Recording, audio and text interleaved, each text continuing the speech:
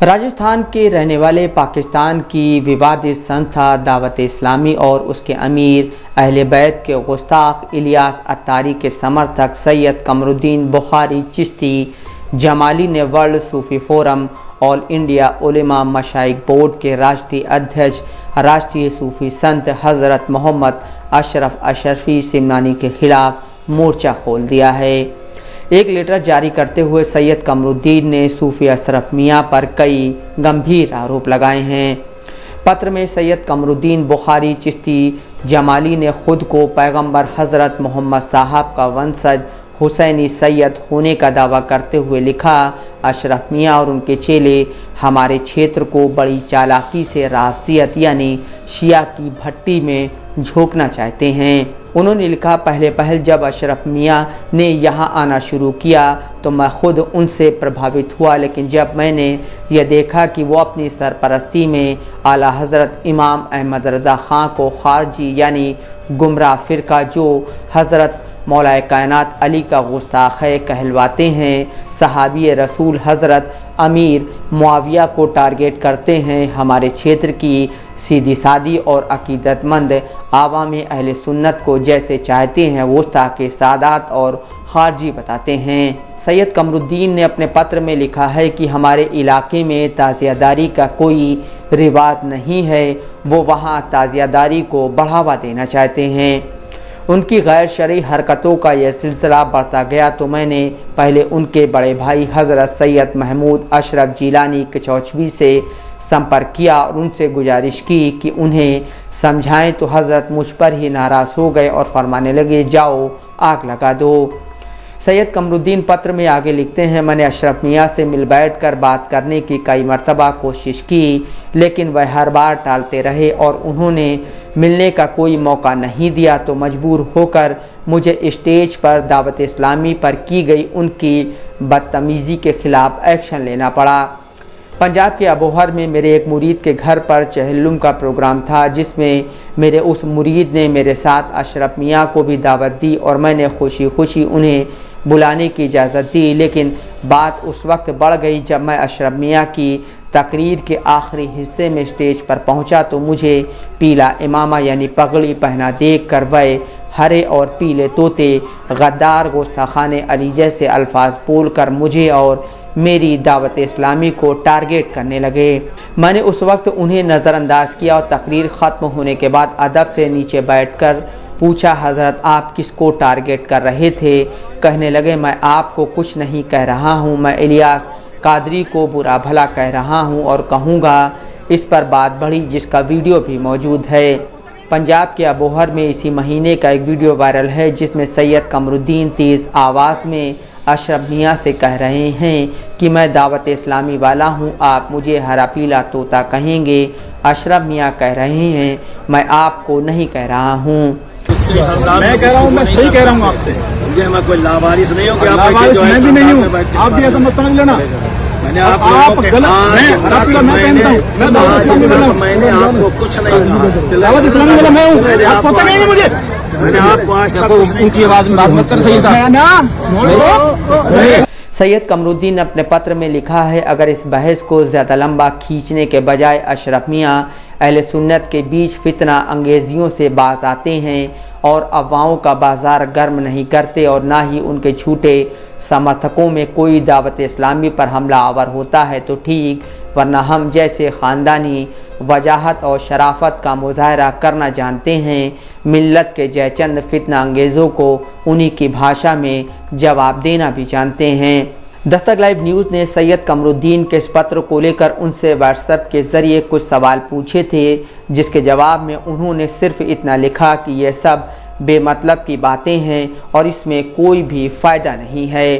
Dastak live news ने उनसे पूछा था कि ताज़ियादारी पर आपकी क्या राय है, ताज़िया रखना सही है या गलत? इलियास अत्तारी ने अपने एक बयान में कहा था, इमाम हुसैन ने मुहर्रम की 10 तारीख को नमाज नहीं पढ़ी थी बल्कि उसकी नकल की थी, इस पर आपका क्या कहना है? इलियास ने सही कहा या गलत? कुछ साल पहले इलियास قادری نے امیر معاویہ کا عرس منانا شروع کیا، جبکہ اتہاس میں اس سے پہلے اس طرح کی گھٹنا کا کہیں ذکر نہیں ہے۔ اس عرس میں نعرے لگے بے گناہ بے خطا معاویہ معاویہ، اس کی وجہ کیا ہے؟ یہ صحیح ہے تو کیسے اور غلط ہے تو کیوں؟ کچھ ویڈیو میں آپ کے نام کے ساتھ عطاری جوڑا جا رہا ہے، ایسا کس لیے کیا جا رہا ہے؟ کیا الیاس سے آپ کے کوئی سمبند ہیں؟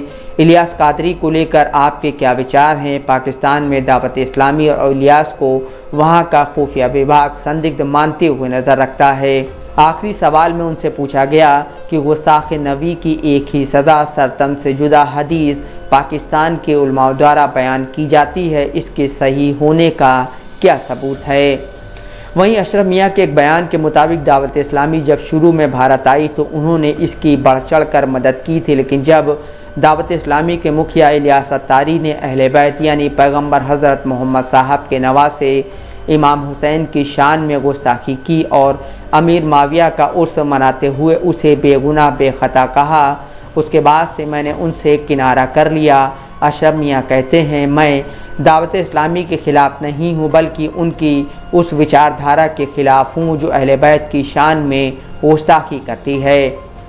آپ دیکھیں گے کہ بہت سی جگہوں پر صرف اسی ملک میں نہیں غیر ملک میں بھی میں نے اس تحریک کو سپورٹ کیا اور اس کے کام کو سراہا۔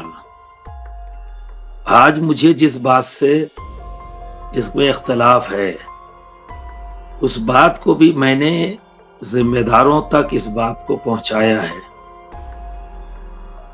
اور میرے آپ کے اس چینل کے ذریعے شاید ان ذمہ داروں تک بھی میری آواز پہنچ رہی ہوگی کہ بعض ٹائم ایسے بھی وقت آئے ہیں کہ جہاں پر میں نے کھڑے ہو کر ان کا ساتھ دیا اور مدد کی ہے۔ تو یہ جو ایک افواہ اور ایک ماحول بنایا گیا کہ ایک تنظیم کو کام نہیں کرنے دے رہے ہیں یا کام کرنے نہیں دینا چاہتے، ایسا نہیں ہے۔ طریقہ کار جب بدلتا ہے اور جب خیالات بدلتے ہیں تو اس بدلے ہوئے خیال پر آبجیکشن تو ہوگا ہی، بات تو ہوگی، اور جب آپ سنیں گے نہیں، اس بات پر کوئی وضاحت نہیں آئے گی، تو پھر کم سے کم ہم اپنے مریدوں کو، اپنے چاہنے والوں کو، جس فکر سے ہمیں اختلاف ہے، پھر اب اس فکر کی طرف لے جانے والوں کو، ہم اپنے مریدوں کو تو روکیں گے نا۔ تو وہ کسی تنظیم سے اختلاف نہیں، فکر سے اختلاف ہے۔ جو انہوں نے سرکار امام علی مقام امام حسین کے سجدے کو، جو کربلا میں سجدے ہیں، اکابرین نے کا یہ رہا معاملہ کہ ہماری زندگی بھر کے سجدے اس کربلا کے ایک سجدے کے مقابلہ نہیں کر سکتے، اور آپ کہہ رہے ہیں کہ وہ سجدہ ہی نہیں تھا، وہ نقل تھی، وضو نہیں تھا، اللہ بہتر جانے نہ جانے کیا کیا۔ اب اگر یہ کہا جاتا ہے کہ صاحب اسٹیج سے یہ بات نہ کہی جائے، تو کیا انہوں نے یہ بات کمرے میں بیٹھ کے کہیں وائرل ہوئی ہے؟ بھائی پوری دنیا میں گئی ہے۔ اتنی غیر ذمہ دارانہ باتیں، اور پھر آپ جو اہل سنت والجماعت تمام خانقاہوں نے، ہر سنی مسجد نے، ہر سنی خانقاہ نے دعوت اسلامی کے لیے دروازہ کھول دیا، سپورٹ کیا، کیونکہ ہم یہ مانتے تھے کہ ہماری جماعت کو جس چیز کی ضرورت ہے اس ضرورت کو یہ تنظیم پورا کرے گی۔ تبلیغی جماعت کا بدل بن کر آئے، ڈور ٹو ڈور ورک کرنے والی ایک تنظیم کی ضرورت تھی۔ رہی بات مسجد، مدرسہ، خانقاہ، یہ تو علماء اور مشائخ بنا ہی رہے ہیں۔ کون سا ایسا علاقہ ہے جہاں مسجد نہیں ہے؟ کون سا ایسا علاقہ ہے جہاں علماء نے مدارس نہیں کھولے؟ کون سی ایسی جگہ ہے جہاں بزرگان دین نے خانقاہیں نہیں قائم کی؟ یہ تو سسٹم ہے ہی ہے۔ جو چیز کی کمی تھی اس پر جب کام کرنے کے لیے باہر نکل گیا ہے۔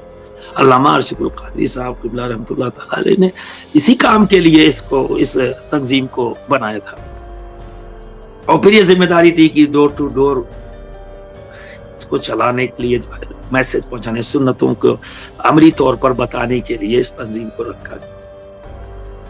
اب یہ تو ہو گیا ہے کہ اب جس طرح سے تبلیغی جماعت سنی مسجد اور سنی امام کو باہر نکالتی تھی، آج آپ سنی ہو کر سنی امام کو نکالنے، آخر اس کا قصور کیا ہے؟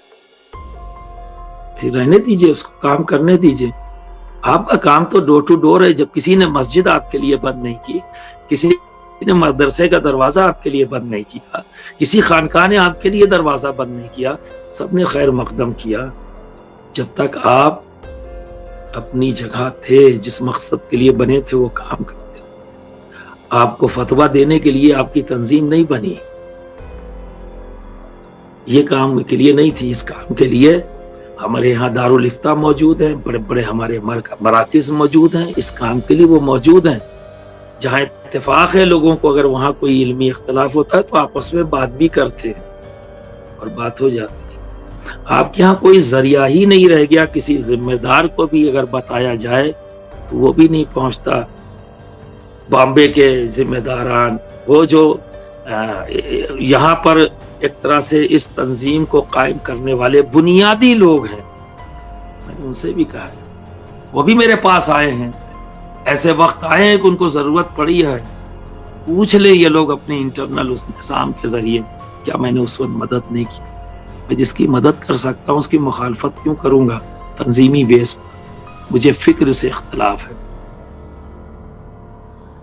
اور رہی بات یہ کہ وہاں جو بھی باتیں کہی گئیں کہ اعلیٰ حضرت اور یہ سب، دیکھیے کہ اعلیٰ حضرت کا نام استعمال کر کے اپنی بات کو آپ مضبوط بنا لیں گے، ٹھیک ہے؟ تو یہ ساری چیزیں جو ہیں مجھے تو لگتا ہے اسے خواب دیکھا گیا اور بیان کر دیا گیا. بہت سی چیزیں اس کے اندر جو میں نے دیکھی، میری نظروں سے گزری، بعض لوگوں کی